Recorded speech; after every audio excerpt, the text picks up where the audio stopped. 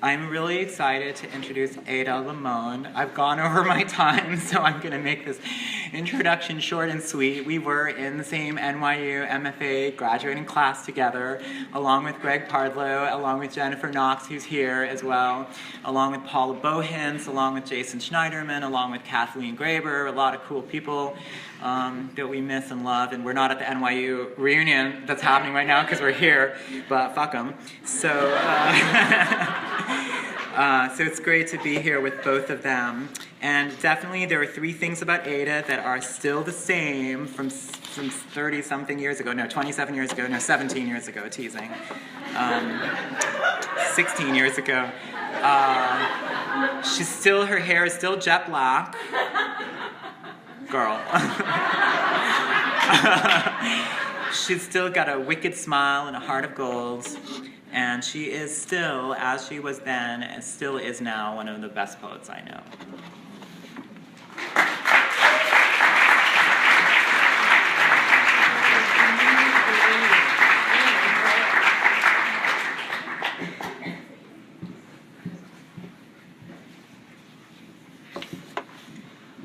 Wow. Hi. This reading has been so amazing. I was just telling someone earlier that, you know, when the reading you're reading at is the reading you would go to? Like, that never happens, right? I'm like, no, I would go to this reading. So I'm really excited to be here and I've heard all these amazing poems, and field office is tremendously important to me and has changed my life in so many ways, and has been such a guide when I needed one. I'm going to read 3 poems. Kazem had mentioned in his beautiful poem Neruda's house, and so I thought, oh, I have a poem that has that in it. So I thought, and in Neruda's house in Isla Negra, he has collections of beetles, these amazing beetles. If you visit his homes, you realize he's a little bit of a hoarder. But you're really happy that he did, because he collected all these things. And then this poem is also written right after the election. Manuel Gonzalez, who's here, invited me over, and his family was in town, and we were all really, really down. And it was really good to be with a bunch of Mexicans and get a little drunk. And this poem sort of came out of that experience. Killing methods. Outside, after grieving for days, I'm thinking of how we make stories, pluck them like beetles out of the air, collect them, pin their glossy backs to the board like a row of stolen beauties, dead, displayed at Isla Negra, where the waves broke over us and I still loved the country, wanted to suck the bones of the buried.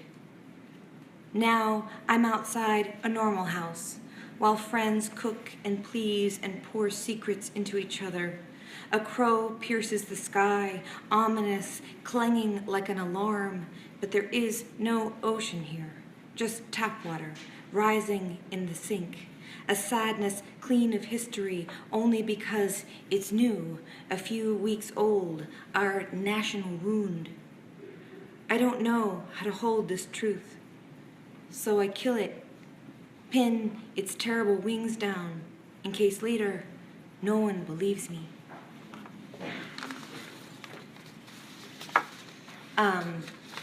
This poem was written for the National Parks Project that I know Kazem's poem was in there too, and it was really beautiful. All of these poets wrote these sort of tributes to national parks, and it felt really essential at the time. And this poem is for the Mammoth Cave National Park in Kentucky. Notes on the below. Humongous cavern, tell me, wet limestone, sandstone caprock, batwing, sightless, translucent cave shrimp, this endless plummet into more of the unknown, how one keeps secrets for so long. All my life I've lived above ground, car wheels over paved roads, roots breaking through concrete, and still I've not understood the real of this life's purpose. Not so much living, but a hovering without sense. What's it like to be always night? No moon, but a few lit up circles at your many openings. Endless dark, still time must enter you, like a train, like a green river. Tell me what it is to be the thing rooted in shadow, to be the thing not touched by light. No, that's not it. To not even need the light. I envy that. Desire is a tricky thing. The boiling of the bodies once, more praise, more hands holding the knives away. I've been the one who has craved and craved until I could not see beyond my own greed. There's a whole nation of us. To forgive myself, I point to the earth as witness. To you, your frozen Niagara, your fat man's misery, you with your 400 miles of interlocking caves that lead only to more of you. Tell me what it is to be quiet and yet still breathing. Ruler of the underlying, let me speak to both the dead and the living as you do.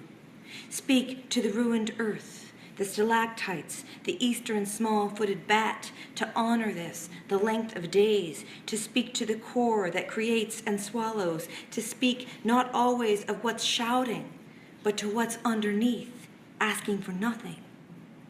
I am at the mouth of the cave. I am willing to crawl. And I'll close with this poem. I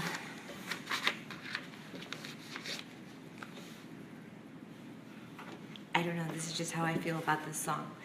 A new national anthem. Come on. The truth is, I've never cared for the national anthem. If you think about it, it's not a good song. Too high for most of us, with the rocket's red glare. And then there are the bombs. Always, always there's war and bombs. Once I sang it at homecoming and threw even the tenacious high school band off key. But the song didn't mean anything, just a call to the field, something to get through before the pummeling of youth. And what of the stanzas we never sing? The third that mentions no refuge could save the hireling or the slave. Perhaps the truth is every song of this country has an unsung third stanza. Something brutal snaking underneath us as we blindly sing the high notes with beer sloshing in the stands, hoping our team wins. Don't get me wrong. I do like the flag. How it undulates in the wind like water, elemental, and best when it's humbled, brought to its knees, clung to by someone who has lost everything, when it's not a weapon, when it flickers, when it folds up so perfectly you can keep it until it's needed, until you can love it again, until the song in your mouth feels like sustenance, a song where the notes are sung by even the ageless woods, the short grass plains, the Red River Gorge, the fistful of land left unpoisoned, the song that's our birthright, that's sung in silence when it's too hard to go on, that sounds like someone's rough fingers weaving through another's, that sounds like a match being lit in an endless cave, that song that says, my bones are your bones, and your bones are my bones, and isn't that enough?